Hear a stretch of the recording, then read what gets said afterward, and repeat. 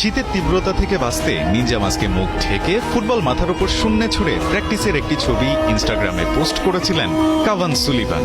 সেখানে ভারতীয় একজন গিয়ে এই মিডফিল্ডারের কমেন্ট বক্সে লেখেন ইন্ডিয়ান নিনজা।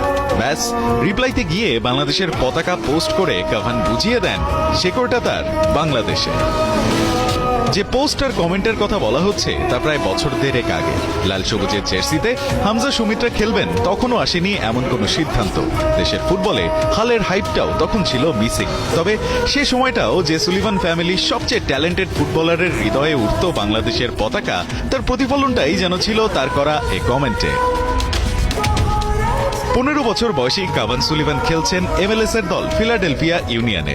এই মিডফিল্ডারকে ধরা হয় ভবিষ্যৎ ফুটবলের সবচেয়ে সম্ভাবনাময় ফুটবলারদের একজন হিসেবে। তার ফুটবলীয় মেরিটে মুগ্ধ হয়ে ইংলিশ প্রিমিয়ার লিগের জায়ান্ট ক্লাব ম্যানচেস্টার সিটি পর্যন্ত তাকে রেখেছে তাদের ফিউচার প্ল্যানে।